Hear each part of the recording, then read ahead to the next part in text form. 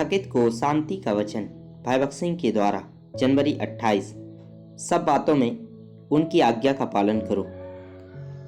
मनुष्यों को प्रसन्न करने वालों की नाई दिखाने के लिए नहीं, परंतु मन की सीधाई और परमेश्वर के भय से। कुलुस्सियों की पत्री 3 अध्याय का 22 पद।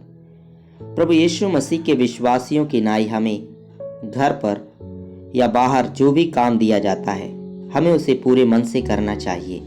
एक विश्वासी के जीवन के लिए यह एक महान रहस्य है। हम जो कुछ भी करते हैं, हमें उसे मन से करना चाहिए। कुलुस्सियों की पत्री 3 अध्याय का 23 पद। एक अस्पताल में एक नर्स थी जो एक विश्वासी थी और वह अपने काम में बहुत विश्वास योग्य थी।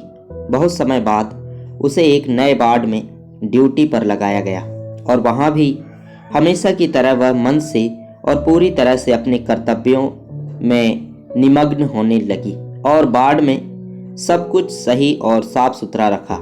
यह देखकर एक मरीज ने उससे पूछा कि वार्ड का निरीक्षण करने कौन आ रहा है। उसने जवाब दिया, कोई नहीं। मरीज उससे बार बार पूछता रहा कि फिर वह इतनी मेहनत क्यों कर रही है। उसने टिप्पणी की कि उनके आने से पहले जो नर्सें उस वार्ड में काम कर चुकी थी, वे अपने कर्तव्यों में इतनी विश्वास योग्य और समर्पित नहीं थी। इस पर नर्स ने उत्तर दिया कि वह किसी मनुष्य को प्रसन्न करने के लिए काम नहीं कर रही थी, बल्कि केवल प्रभु यीशु मसीह को प्रसन्न करने के लिए काम कर रही थी, जो उसका मुक्तिदाता है। हमें किसी भी प्रकार के काम को जिसे प्रभु हमें सौंप सकते हैं, स्वेच्छा से स्वीकार करना सीखना चाहिए।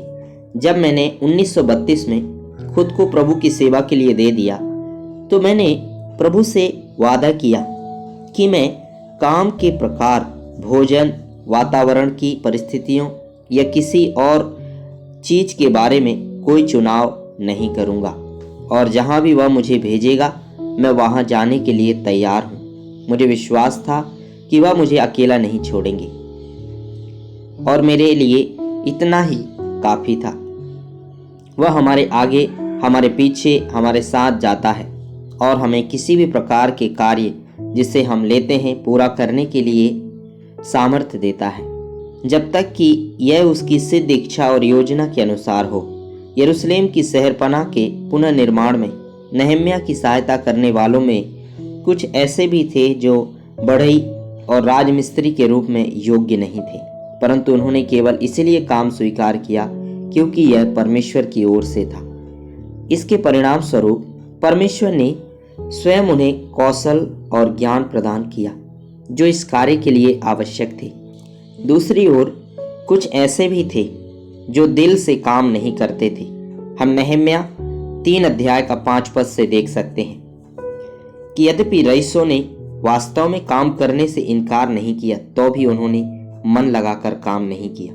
हमारे पवित्र महासभा समारोहों के दौरान जब हम स्वयं सेवकों से विभिन्न कार्यों में भाग लेने के लिए कहते हैं, तो कुछ आगे आते हैं और पहले कुछ दिनों के लिए बहुत खुशी से काम करते हैं, लेकिन जैसे जैसे दिन बीतते हैं वे इस तथ्य को भूल जाते हैं कि हमें किसी भी काम में जो परमेश्वर के भवन में हमें सौंपा गया है, अपना पूरा हिस्सा विश्वास योग्यता से लेना चाहिए।